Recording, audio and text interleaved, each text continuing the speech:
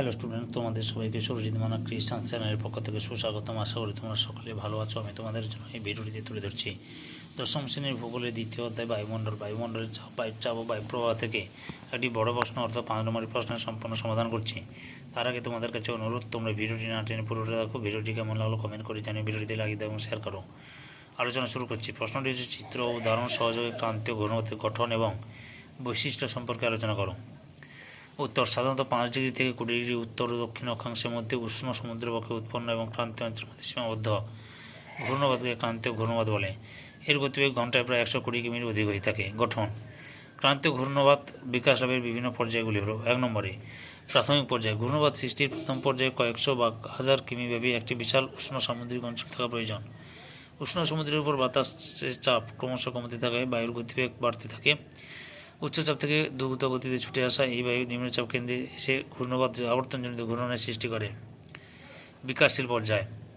এই পর্যায়ে বায়ুর চাপ হ্রাস অব্যাহত থাকে এবং তোমরা এই ছবিটা অঙ্কন করার আঁকার চেষ্টা করবে। ওকে, বায়ুর গতি ক্রমশ বাড়তে থাকে। এই বায়ু কেন্দ্রাভিমুখী হয়ে উত্তর ভারতে ঘড়ির কাঁটার বিপরীতে এবং দক্ষিণ ভারতে ঘড়ির কাঁটার দিকে ঘূর্ণায়মান হয়। এই সময় বায়ুর গতি ঘন্টায় 25 থেকে 40 কিমি হয়। কেন্দ্রভাগের উষ্ণতা যত বৃদ্ধি পেতে থাকে ঘূর্ণবাত তত শক্তিশালী হতে থাকে। পরিণত পর্যায়।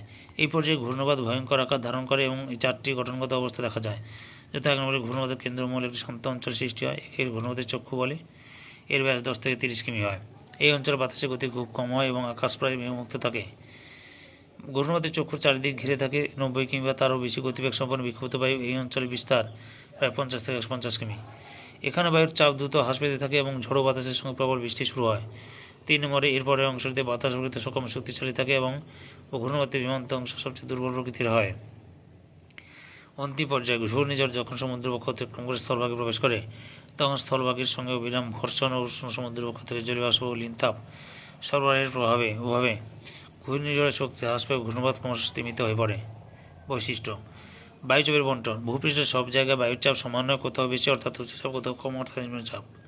উচ্চতর বায়ুর চাপ। ভূপৃষ্ঠের কাছাকাছি বায়ুর ঘনত্ব বেশি হলে বায়ুর চাপ বেশি হয় এবং ক্রমশ উপরের দিকে বায়ুর চাপ কম হয়। উষ্ণতা ও বায়ুর চাপ। বায়ু উষ্ণ হলে তার চাপ কমে, শীতল হলে চাপ বাড়ে।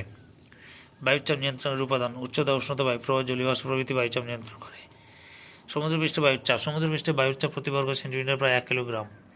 সমচাপ রেখা। এই ঘূর্ণবাতে সমচাপ রেখার আকৃতি গোলীয়ক প্রকৃতি। ঘূর্ণবাত সবল ও দুর্বল উভয় প্রকৃতির হয়।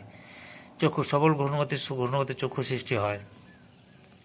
উৎপত্তি: স্থলভাগ ও সমুদ্রের উভয় অংশে এই ঘূর্ণবাতের উৎপত্তি ঘটলেও সমুদ্রের সংখ্যা অধিক। সম্পূর্ণ ভিডিওটি দেখার জন্য তোমাদের সবাইকে অসংখ্য ধন্যবাদ।